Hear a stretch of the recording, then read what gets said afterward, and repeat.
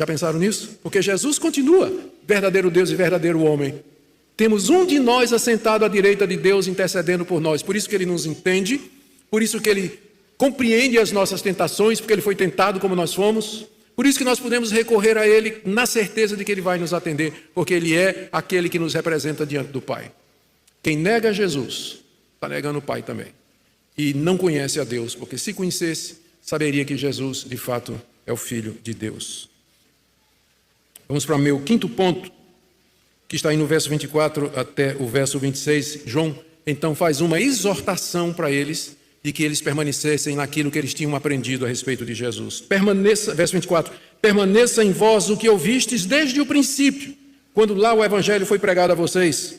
Se em vós permanecer o que desde o princípio ouviram, desde o início da vida cristã de vocês, vocês ouviram isso, que Jesus é o Cristo.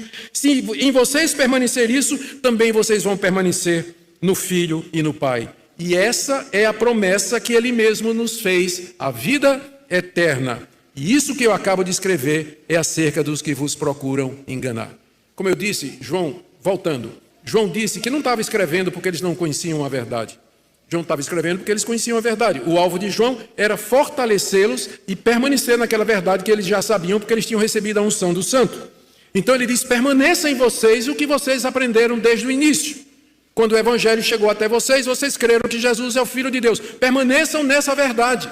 Essa é a verdade. Não se deixem afastar disso aí. Porque se vocês permanecerem nessa verdade, vocês vão ter comunhão com Deus e com seu Filho Jesus Cristo.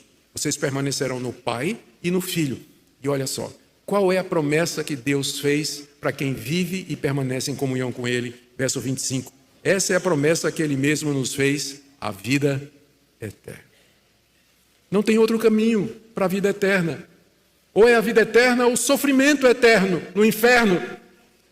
O único caminho é crer em Jesus, que foi enviado de Deus para ser o Salvador. Não há outro mediador. Não há nenhum outro nome dado entre os homens pelo qual nós possamos ser salvos. Eu sou o caminho, a verdade e a vida, disse Jesus. Ninguém vem ao Pai senão por mim. Essa é a promessa que Ele nos fez, a vida eterna. Alguém... Agora, talvez seja um bom momento para dizer para vocês da importância da doutrina.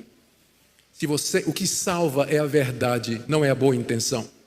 O que salva não é a fé, mas aquilo em que você crê. Você pode ter fé, mas fé num Jesus falso.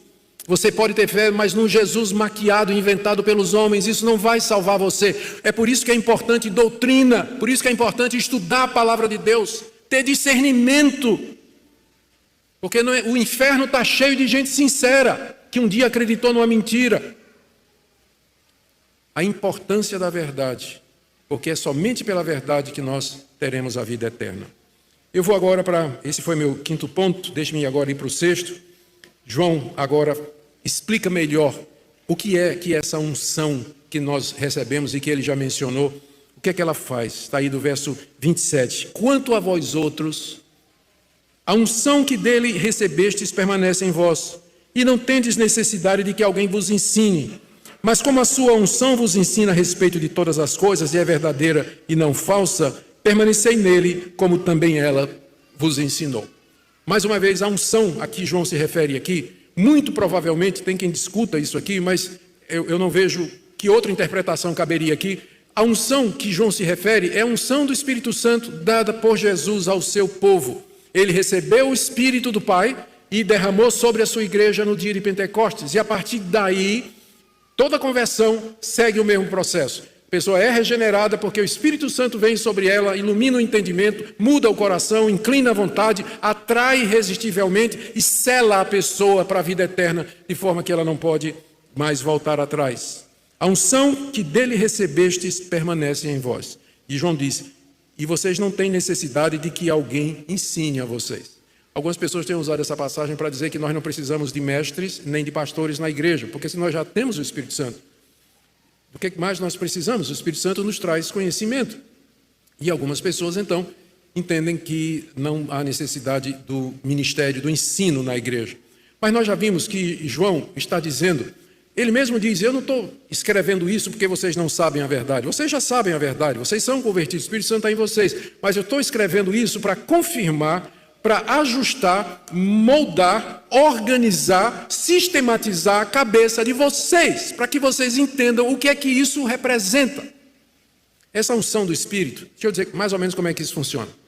Durante os meus estudos de pós-doutorado, eu comecei nos Estados Unidos e terminei na Holanda. E lá na Holanda eu tive um professor extremamente liberal, que não acreditava que Jesus era Deus, não acreditava que Jesus... Esse professor chegou a propor que a igreja adotasse a posição exemplarista da morte de Cristo. Ou seja, Cristo morreu para dar o exemplo, ele não morreu por ninguém. Você se salva por suas obras, Cristo morreu para dar o exemplo. Era isso que esse homem acreditava. E esse homem foi meu professor durante 1 ano e meio, e ele resolveu acabar com minha fé. Ele me deu uma pilha de livros de teólogos alemães liberais para eu ler e escrever 4 papers que eu tinha que escrever. E eu comecei a ler os liberais, esse pessoal que não acredita em Deus, e aí minha fé foi sendo minada. E eu percebi que à medida que eu estava lendo, eu dizia, epa, isso aqui parece fazer sentido. Gente, chegou uma época que eu não conseguia nem orar mais. Eu não tinha certeza tanta de quem estava do outro lado. Eu me ajoelhava para orar e só chorava. Só chorava. Não conseguia orar. Apesar de que lá dentro eu também não conseguia abandonar Deus. Não conseguia. Como se eu tivesse uma convicção íntima lá dentro de que eu era de Deus. A minha mente é que estava bagunçada. Finalmente eu resolvi telefonar para o meu professor aqui nos Estados Unidos, Moisés Silva. Até hoje ele é editor da Zondervan. Ele é um cubano naturalizado brasileiro, sabe tudo sobre tudo de teologia. Foi quem orientou minha tese de doutorado aqui. Eu estou aqui pronto a perder minha fé. Eu estou pronto a abandonar, eu não creio mais em nada. Ele disse, mas o que foi? Eu disse, olha, o fulano de tal disse isso. Ele deu uma risada do outro lado e disse, anota aí. Aí me deu uma lista de artigos, de livros, disseram, esses artigos respondem o que é esses outros que você leu, e são escritos por pessoas com a mesma preparo, e só que crentes. Leia isso aí. E eu li aquilo ali, e à medida que ia lendo, a coisa foi encaixando, né, na cabeça. Quer dizer, a unção estava lá, mas ela precisava formatar, ela precisava de entendimento. João sabe que a gente escreve... Sim, eu saí crente de lá, não é? Eu escapei de ser ateu por isso aqui, né? Eu saí crente. Cicatrizado, né, marcado pelas lutas dessa batalha, mas mais firme do que nunca, porque eu conhecia o argumento desse pessoal. Ou seja, a minha mente precisava ser posta na direção certa. É isso que João está dizendo aqui. Vocês já têm a unção. Vocês não precisam de alguém que ensine a vocês que Jesus é o Cristo. No íntimo vocês sabem disso.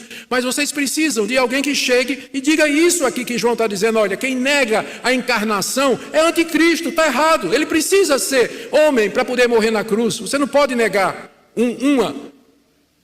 Você não pode negar a natureza de Cristo ou qualquer uma das duas naturezas de Cristo, sem que com isso você negue o Cristo todo.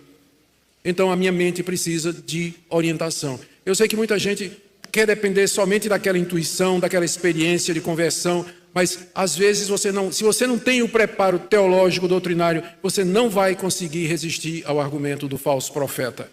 E você vai ficar no mínimo confuso. Vai sair da igreja não é porque você não creia, mas que agora você não sabe que voz você vai ouvir. Que voz você vai ouvir? A sua unção vos ensina a respeito de todas as coisas.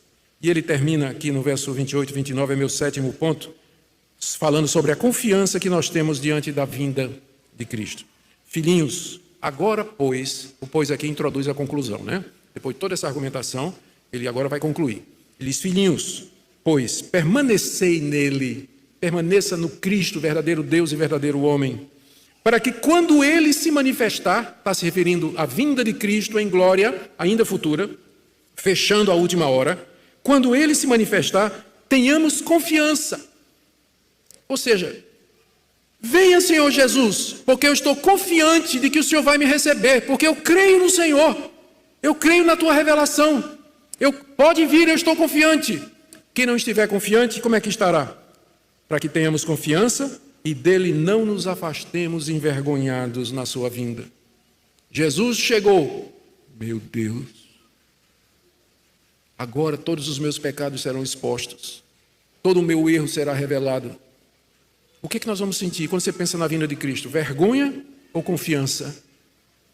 Quando ele voltar, você vai se aproximar dele e abraçá-lo com confiança de que o abraço será retribuído? ou você vai se afastar envergonhado, não querendo chegar próximo daquele que é santo e conhece todas as coisas?